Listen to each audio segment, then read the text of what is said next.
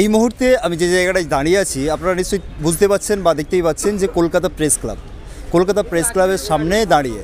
হ্যাঁ, কিন্তু কেন কলকাতা প্রেস ক্লাবের সামনেই কেন দাঁড়িয়ে? অর্থনীতিতে এমন প্রভাব পড়ে তাতে আলটিমেটলি সে না কর্মসংস্থান প্রচুর বেড়ে যায় মানুষের। এবং খুব অল্প সময়ে একটাই কথা বলতে যাচ্ছি, এর আগে আপনারা যারা এখানে উপস্থিত আছেন তারা নিজেদের মধ্যে হোয়াটসঅ্যাপ গ্রুপ করে বা 4-5 জন মিলে সংগঠন করেছেন, পারেননি, ফেল হয়েছেন। সবাই এক ছাতার নিচে এসে দাঁড়িয়ে আছি আপনারা নিশ্চয়ই বুঝতে পারছেন বা দেখতেই পাচ্ছেন যে কলকাতা প্রেস ক্লাবের সামনে দাঁড়িয়ে। হ্যাঁ, কিন্তু কেন কলকাতা প্রেস ক্লাবের সামনেই কেন দাঁড়িয়ে? হ্যাঁ, তার কারণটা হচ্ছে আজকে ডিজিটাল মিডিয়া যে ফেডারেশন ছিল, ডিজিটাল মিডিয়া ফেডারেশন অর্থাৎ পুরো রাজ্য জুড়ে পশ্চিমবঙ্গ জুড়ে যে ডিজিটাল মিডিয়া রয়েছে, সেই ডিজিটাল মিডিয়ার যে একটা রাজ্য সংগঠন রয়েছে, সেই রাজ্য সংগঠনেরই আজকে একটা রাজ্য সম্মেলন ছিল, প্রথম রাজ্য সম্মেলন ছিল। সেই প্রথম রাজ্য সম্মেলনে বিশিষ্ট ব্যক্তিবর্গ আজকে উপস্থিত ছিলেন এই রাজ্য সম্মেলনে। নেতা মন্ত্রী থেকে শুরু করে অ্যাডভোকেট এবং বুদ্ধিজীবীরা বিভিন্ন জনের সহমর্মিতায় আজকে এই অনুষ্ঠান সমাপ্তি হয়েছে।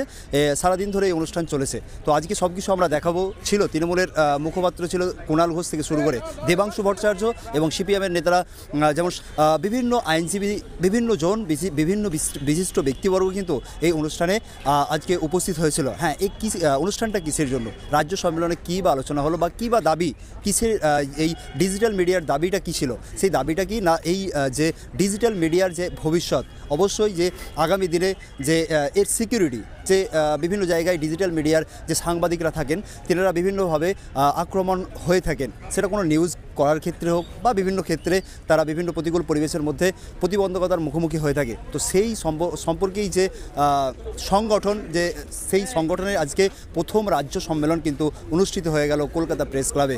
চলেন আপনাদেরকে দেখানোর চেষ্টা করি বিভিন্ন ব্যক্তিবর্গ কি বক্তব্য দিয়েছে, তাদের বক্তব্যগুলো আমরা শোনার চেষ্টা করছি।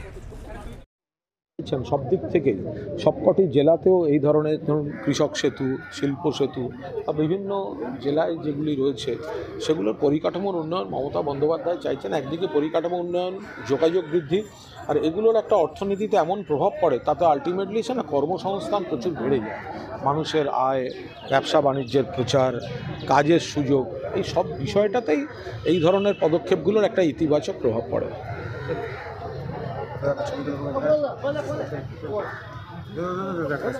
কোনো কিছু হয় তাহলে কোর্ট হরতাল হয়ে যায়। ঠিক তেমনি আপনাদের মধ্যে কেউ বা কোনোভাবেই যদি অন্যায়ভাবে কোনো মামলায় বা কোনো রকম ডিস্টার্বেন্সে জড়িয়ে পড়ে, আপনাদের যেন এই একতাটা থাকে। তখন শাকিরুল ভাই গিয়ে মেদিনীপুরে ফোন করছে বা দীপক ব্যাপারী ফোন করছে, হ্যাঁ যাওয়ার ছিল, যেতে পারলাম না, সরি, এরকম কোনো সংগঠন টিকে না। এটা আমাদের অভিজ্ঞতার কথা বলছে, তাই নিজের অভিজ্ঞতা আপনাদেরকে শেয়ার করলাম। এবং খুব অল্প সময়ে একটাই কথা বলতে যাচ্ছি, এর আগে আপনারা যারা এখানে উপস্থিত আছেন তারা নিজেদের মধ্যে হোয়াটসঅ্যাপ গ্রুপ করে বা 4-5 জন মিলে সংগঠন করেছেন, পারেননি, ফেল হয়েছেন। সবাই এক ছাতার নিচে এসে একত্রিত হয়ে বর্তমান দিনে এক এবং একত্রিত হয়ে সুন্দরভাবে দেশকে পরিচালনার দায়িত্ব আপনাদেরকে নিতে হবে।